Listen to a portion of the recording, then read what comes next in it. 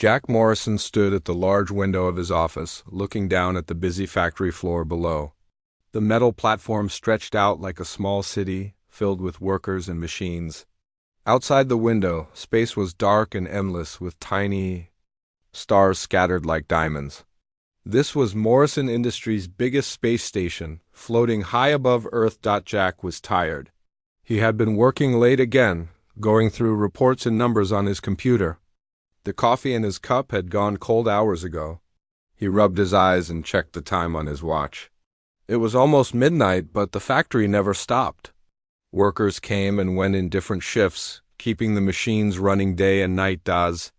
Jack watched the workers below. One person caught his attention. It was Billy Hayes, a maintenance worker who fixed broken machines and cleaned the work areas. Billy was a thin man with messy brown hair and old work clothes that had seen better days. What made Jack notice Billy was simple. The man was still working, even though his shift should have ended hours ago. Jack frowned and pulled up Billy's work schedule on his computer. According to the records, Billy worked the morning shift from 6 in the morning until 2 in the afternoon. But there he was, still moving around the factory floor with his tools, checking machines and talking to the night shift workers. Jack watched Billy for the next few days. Every morning, Billy arrived early for his regular shift. He worked hard fixing things and helping other workers. When 2 o'clock came, most workers would go home or to the cafeteria to rest. But not Billy. He would stay and work the evening shift too, from 2 in the afternoon until 10 at night. That meant Billy was working 16 hours a day. This made Jack curious and a little worried. Working 2 shifts was not against company rules, but it was unusual. Most workers wanted to go home after 8 hours. They wanted to rest, spend time with family, or have fun. Why was Billy different? Jack decided to learn more about Billy. He looked at Billy's employee file on his computer. Billy Hayes was 28 years old and had been working for Morrison Industries for 3 years. He lived alone in a small apartment in the worker housing section of the station.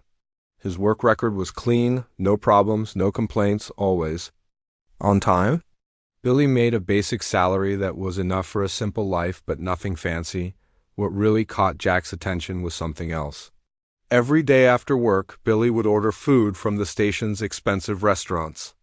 Not cheap cafeteria food, but real restaurant meals that cost a lot of money. Jack saw the delivery records because all food orders on the station went through the company's computer system for security reasons. The food Billy ordered was not normal either. He would order large amounts, enough food for many people. Sometimes he ordered special meals from different cultures, including alien foods that were very expensive and hard to get. This food cost more money than Billy made in several days of work. Jack could not understand it. How could Billy afford such expensive food on his salary? Even working 2 shifts, the money should not be enough. Was Billy stealing from the company?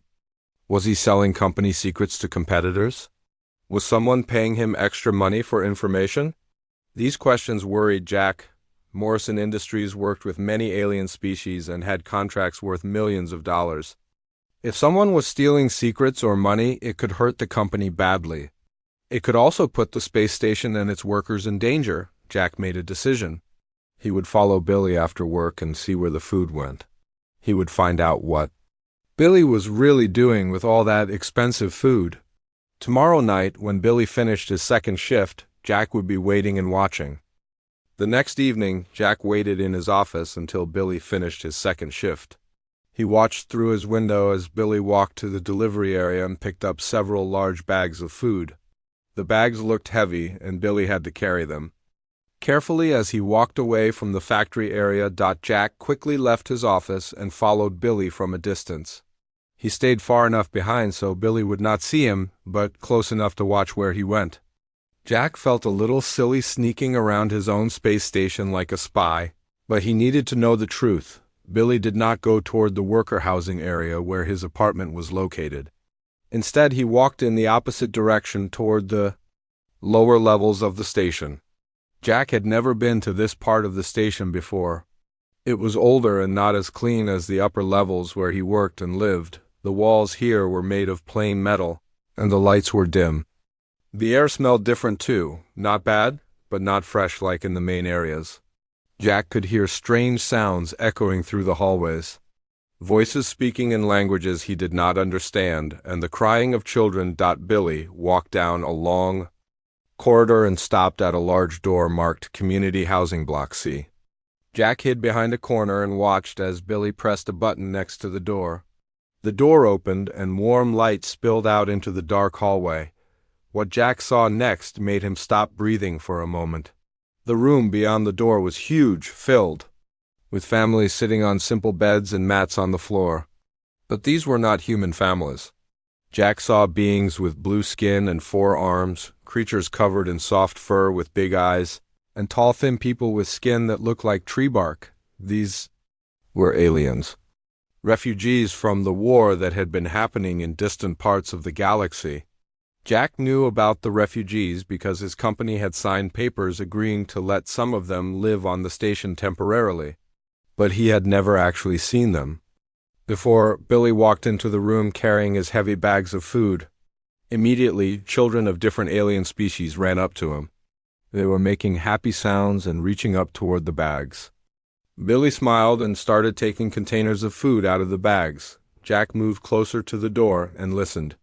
Billy was speaking to the alien families in simple English, mixed with words from their own languages. He was giving out portions of food to each family, making sure everyone got something to eat. One small alien child with purple skin and big green eyes hugged Billy's leg. The child said something in broken English that sounded like, "Thank you, Billy friend." Billy patted the child's head gently and gave him an extra cookie from one of the containers. Jack watched as Billy continued distributing the food.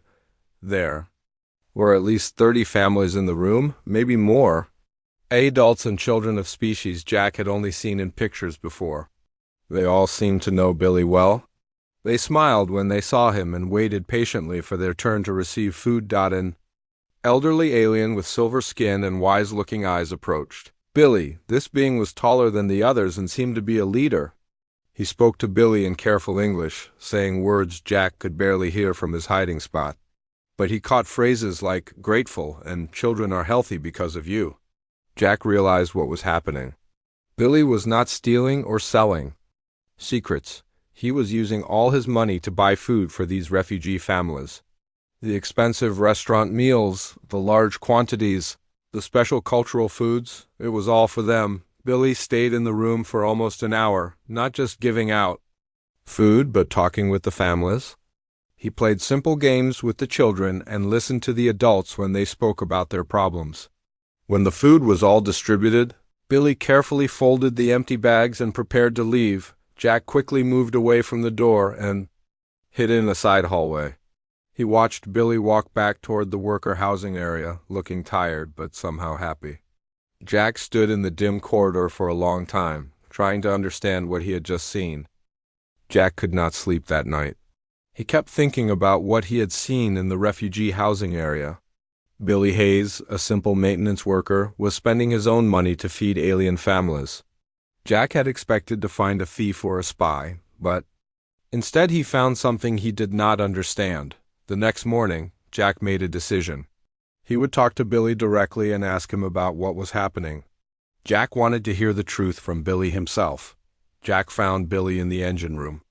During his lunch break, Billy was sitting alone, eating a simple sandwich and drinking water from a plastic bottle.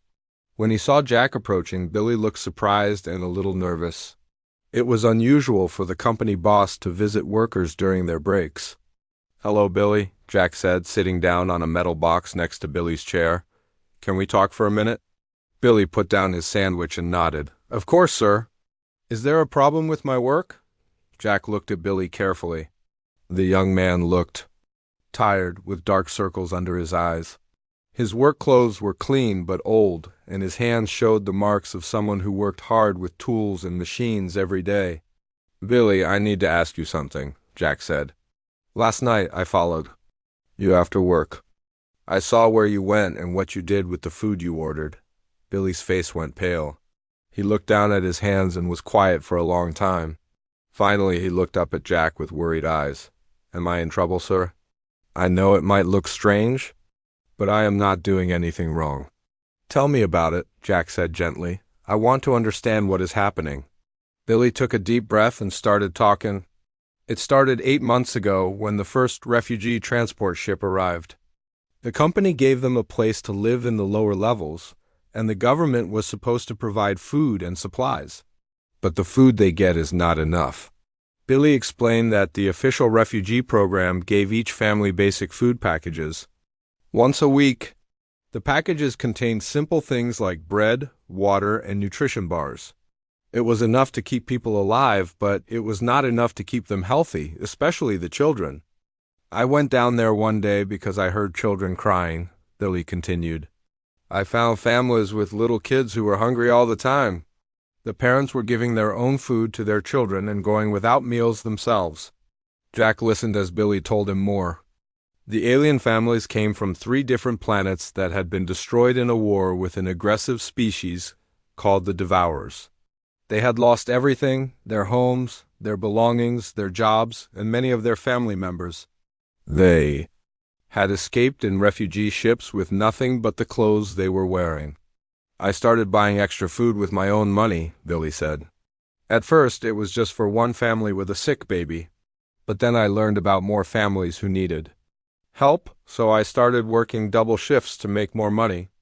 Billy told Jack that he was spending almost all of his salary on food for the refugees.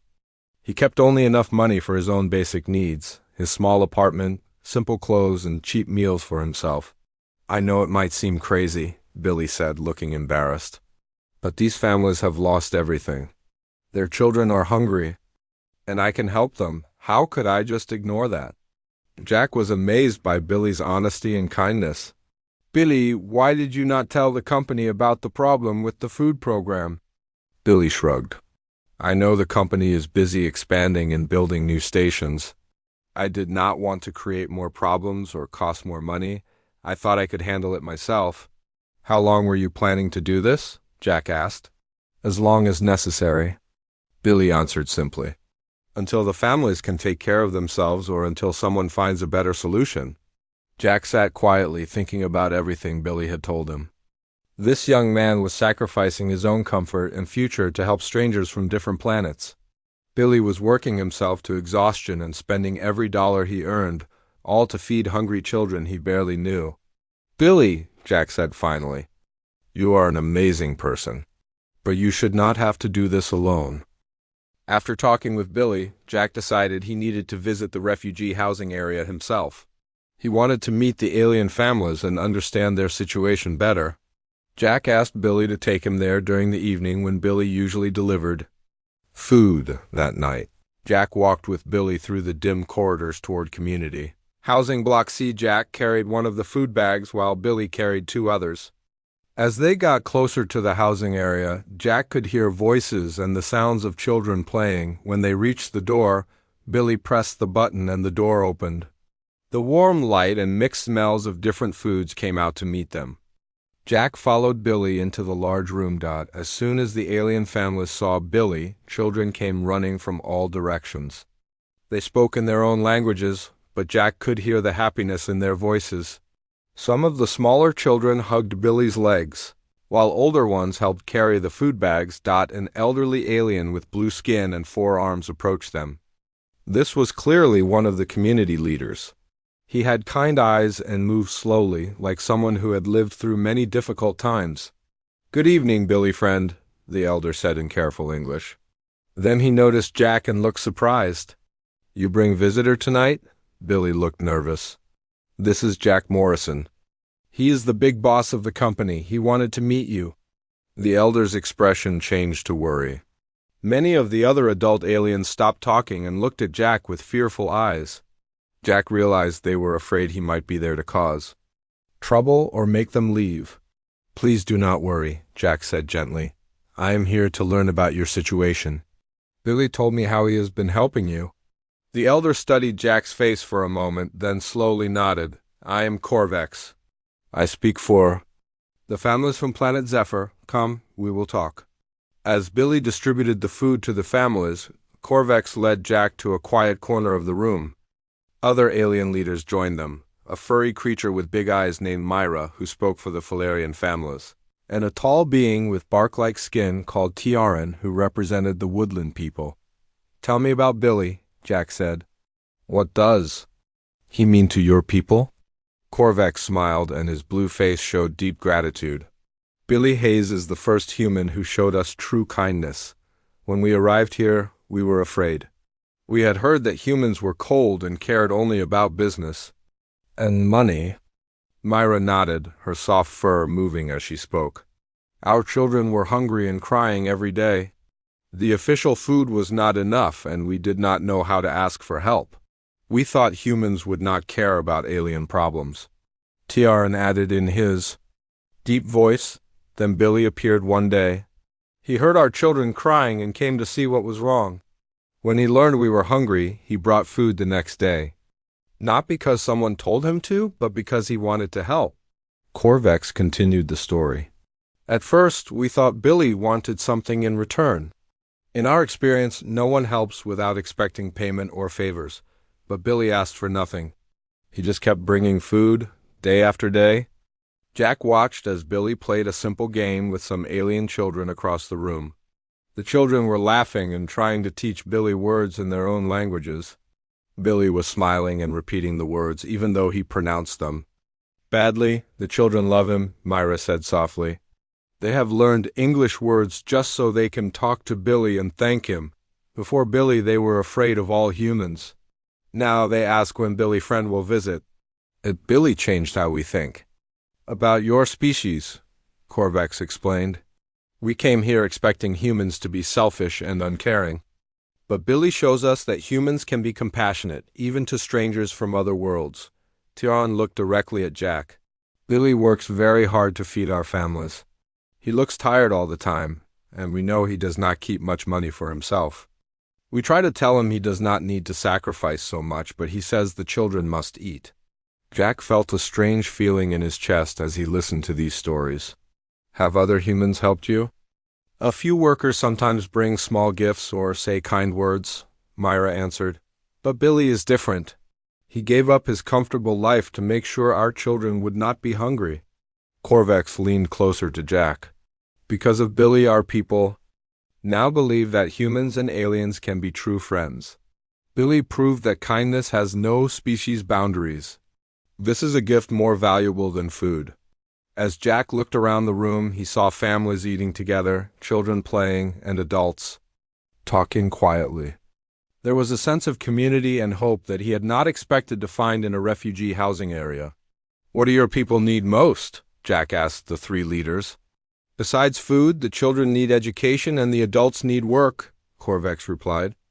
"We want to contribute to this station and earn our own way. We do not want to depend on charity forever." Jack nodded, his mind already working on ideas. Billy had shown him something important about humanity and about leadership. Now Jack needed to figure out how to help in a bigger way. The next morning, Jack went to his office early and started looking through company files on his computer. He wanted to understand how the refugee assistance program was supposed to work and why it was failing so badly that Jack found the original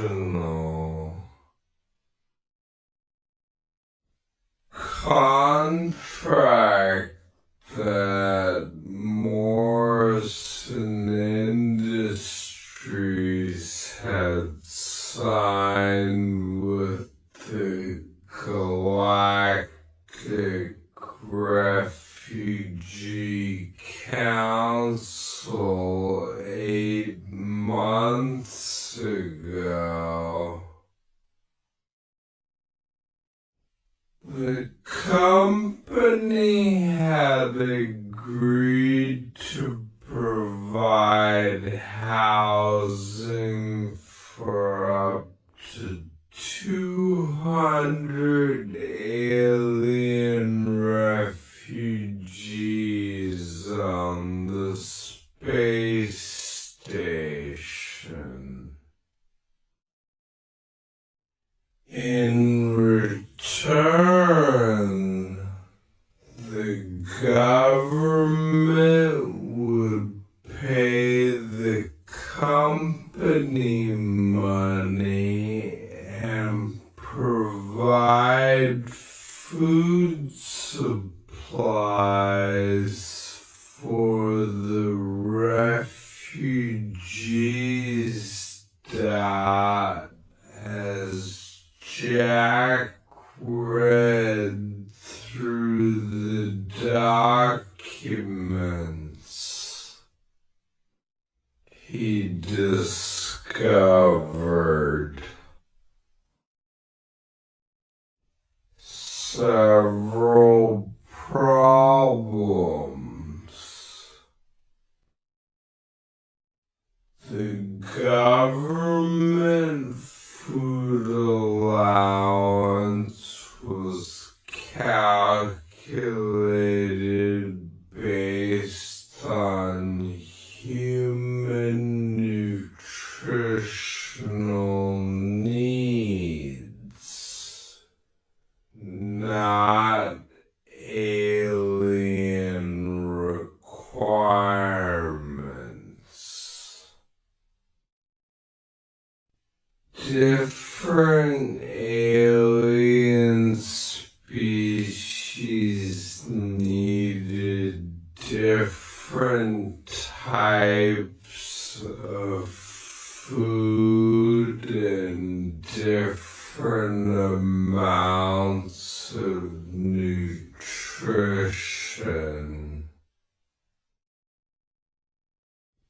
What was enough for a human adult might not be enough for a growing alien child.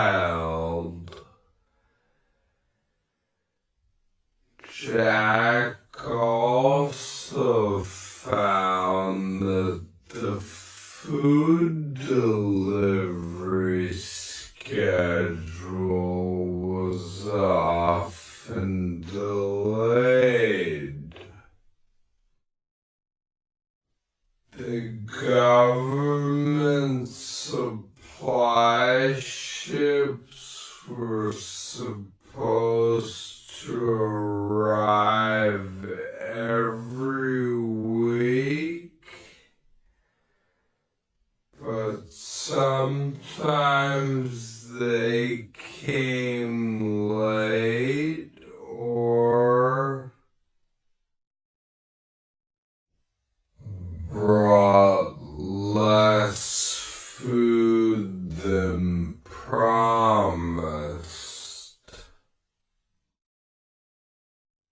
When this happened, the refugees simply had to go without proper meals until the next delivery.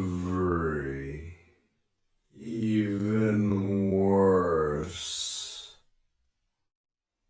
Jack discovered that his own company managers had not been monitoring the refugee situation closely.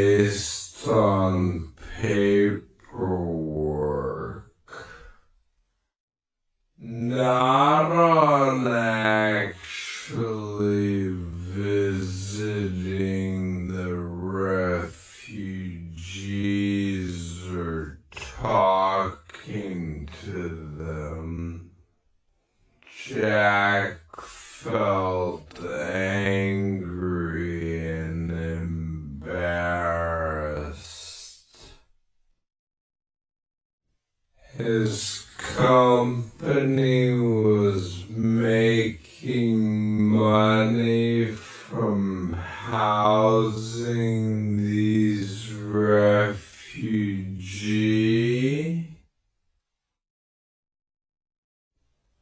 families, but they were not taking proper care of them.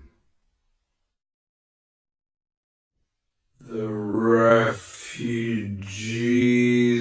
were suffering while the company looked good on paper.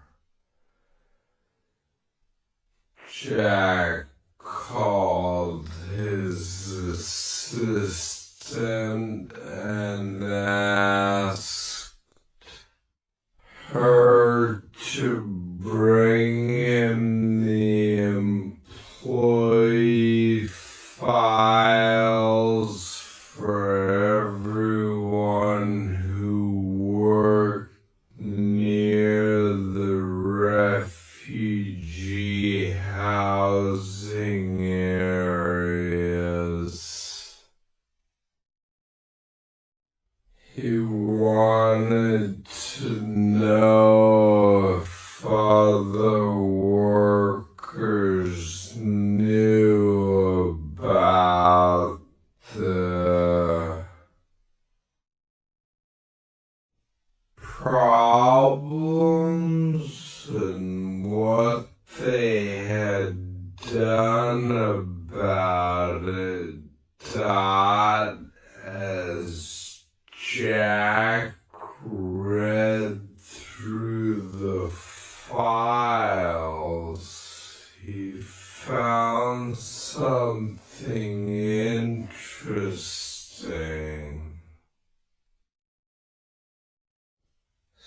Several workers had requested transfers away from the lower levels in recent months. When Jack looked at their transfer request forms, he found comments like difficult working conditions and uncomfortable environment. These workers had seen the hungry refugee families, but had chosen to move away instead of helping. However, Jack also found evidence that some workers had tried to help in small ways. A cleaning worker named Amy had been bringing extra soap and towels to the refugee families.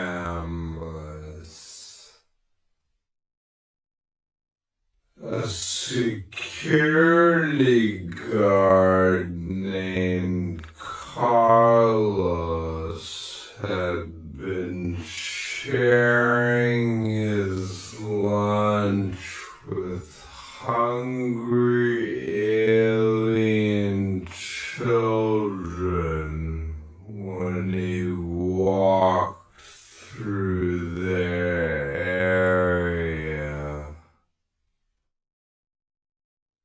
A mechanic named Lisa had been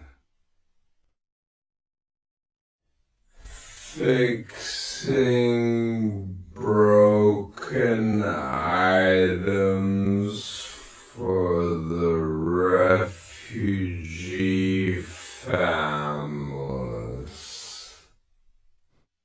During her free time, but none of these workers had reported the problems to management.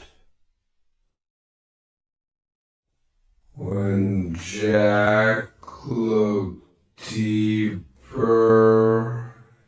he understood why. The company culture did not encourage workers to bring up problems or suggest changes. Workers were supposed to do their assigned jobs and not worry about other issues. Jack found Billy's employee file again and read it more carefully this time. Billy had been offered 3 different promotions in the past year. All 3 promotions would have given him more money and moved him to work areas far from the refugee housing. Billy had turned down all 3 promotions. The file showed that Billy's supervisor had written comments like refuses advancement opportunities and lacks ambition.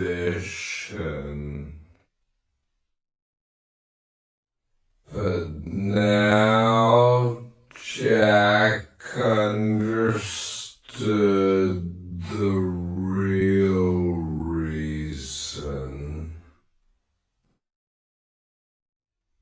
Billy had stayed in his low-paying maintenance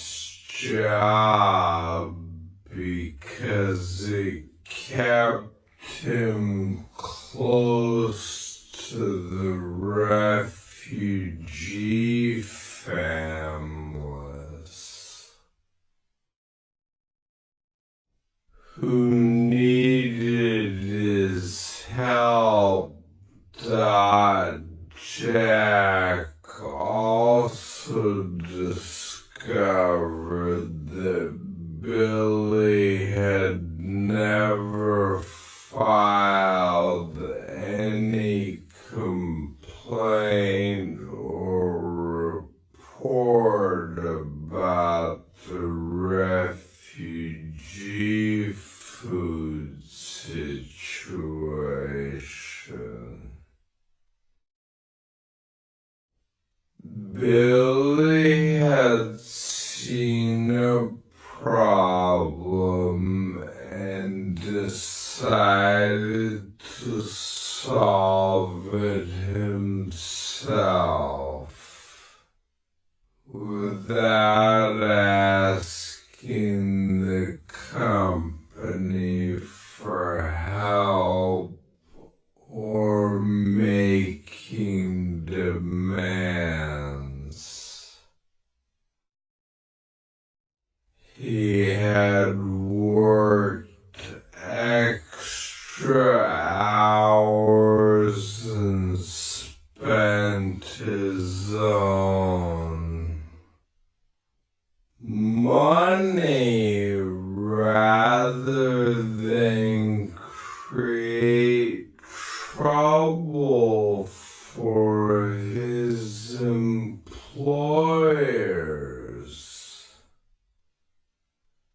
This made Jack think about his own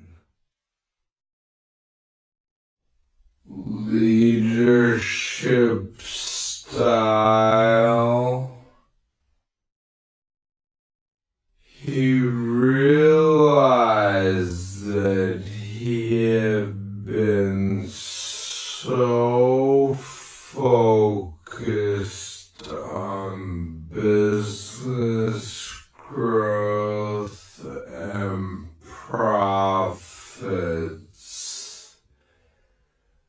that he had not paid attention to the people his company was supposed to be helping. Jack had trusted his managers to handle the refugee program, but he had never checked to make sure they were doing a good job. Jack felt ashamed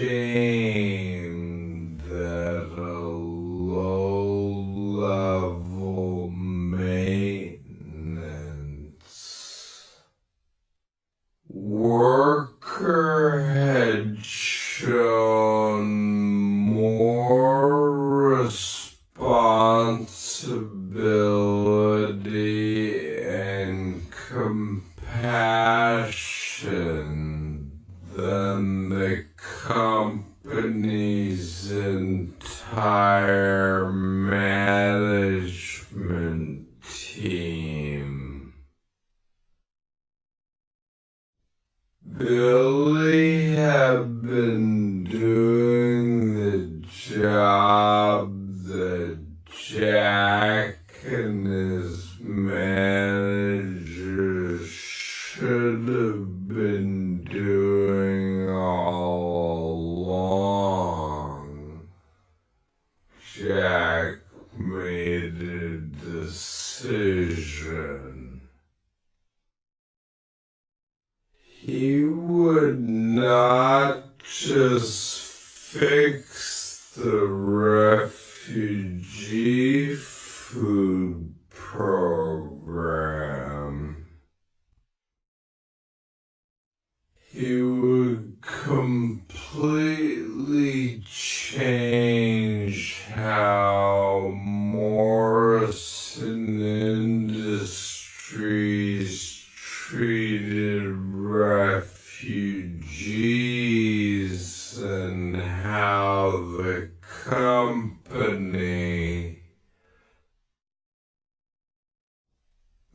measured success.